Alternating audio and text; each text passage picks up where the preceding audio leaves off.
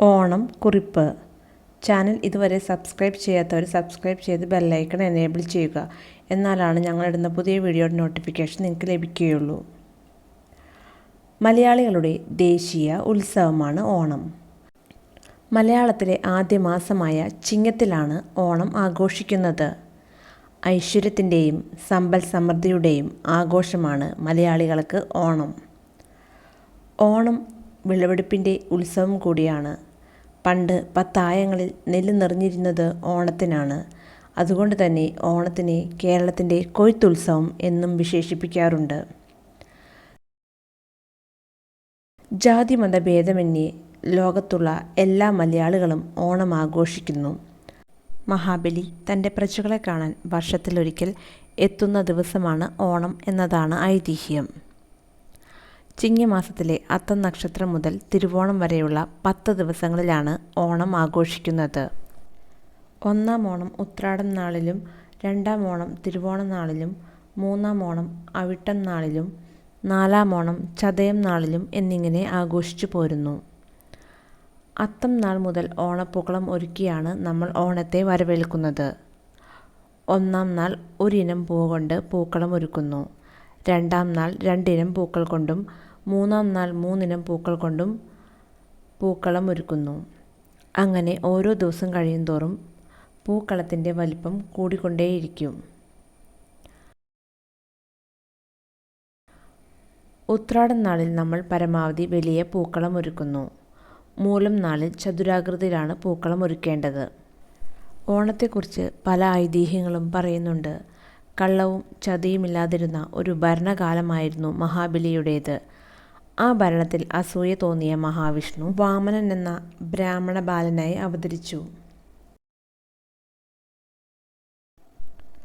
തപസ് ചെയ്യുവാനായി മഹാബലിയോട് 3 അടി മണ്ണ് ചോദിച്ചു. മഹാബലി അത് നൽകാമെന്ന് സമ്മതവും കൊടുത്തു. അപ്പോൾ തന്നെ വാമനൻ ആകാശം മുട്ടെ വളർന്നു. 2 അടി കൊണ്ട് തന്നെ ഭൂമിയും ആകാശവും അളന്നെടുത്തു. 3-ാമത്തെ അടി എവിടെ വയ്ക്കുമെന്നായപ്പോൾ മഹാബലി തൻ്റെ ശിരസ് കുനിച്ചു കൊടുത്തു.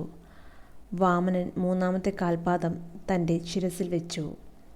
പോകുന്നതിന് മുമ്പ് മഹാബലിക്ക് ആണ്ടിലൊരിക്കൽ തൻ്റെ പ്രജകളെ കാണാൻ അനുവാദവും നൽകി. അങ്ങനെ മഹാബലി തിരുവോണം നാളിൽ തൻ്റെ പ്രജകളെ കാണാൻ വരുമെന്നാണ് മലയാളികൾ വിശ്വസിക്കുന്നത്. ഓണത്തിനെ വരവേൽക്കാൻ മലയാളികൾ പുതിയ വസ്ത്രവും എല്ലാം വാങ്ങുന്നു. അതുകൂടാതെ തന്നെ ഓണസദ്യ ഒരുക്കുന്നു. ഓണത്തിൻ്റെ പ്രധാന ആകർഷണമാണ് ഓണസദ്യ. തൂശനിലയിലാണ് ഓണസദ്യ വിളമ്പുന്നത്. കാളൻ, ഓലൻ, എരിശ്ശേരി എന്നിവയാണ് ഓണസദ്യയിലെ പ്രധാന വിഭവങ്ങൾ. അതുകൂടാതെ തന്നെ അവിയലും സാമ്പാറും, ഇഞ്ചിപ്പുളി, പപ്പടം, ശർക്കര വരട്ടി, കായ വറുത്തത്, പായസവും പഴവും ഉണ്ടാകും. കാണം വിറ്റും ഓണമുണ്ണണം എന്നാണല്ലോ ചൊല്ല്. അവരവർക്ക് കഴിയുന്ന രീതിയിൽ ഓരോരുത്തരും ഓണസദ്യ ഒരുക്കുന്നു. ഓരോ ദേശത്തിനനുസരിച്ച് സദ്യവട്ടങ്ങളിൽ വ്യത്യാസമുണ്ടാകും. ഓണവുമായി ബന്ധപ്പെട്ട് തിരുവാതിരക്കളിയും, തുമ്പിതുള്ളലും, കൈകൊട്ടിക്കളിയും, കുമ്മാട്ടിക്കളിയും, പുലികളിയും, വള്ളംകളിയും ഒക്കെ നടത്തപ്പെടുന്നുണ്ട്. ഓണത്തിന് പ്രധാനപ്പെട്ട ഒന്നാണ് വള്ളംകളി. ചിങ്ങമാസത്തിലെ ഉത്രട്ടാതി നാളിലാണ് ആറന്മുള വള്ളംകളി നടത്താറുള്ളത്. ചുണ്ടൻ വള്ളങ്ങളുടെ മത്സരമാണ് അത്. 30 അടിയോളം നീളമുള്ള ചുണ്ടൻ വള്ളങ്ങളിൽ 100ഓളം തുഴക്കാരും 25ഓളം പാട്ടുകാരും 4 അമരക്കാരും ഉണ്ടാകും. കാഴ്ചക്കാരുടെ പ്രോത്സാഹനം വേറെയും. മലയാളികൾ എവിടെയുണ്ടോ അവിടെയൊക്കെ ഓണാഘോഷവുമുണ്ട്. അവരവർക്ക് കഴിയുന്ന രീതിയിൽ ചെറിയ സദ്യ ഒരുക്കിയും പുതിയ വസ്ത്രങ്ങൾ മേടിച്ചും ഓണം ആഘോഷിക്കുന്നു. Thanks for watching.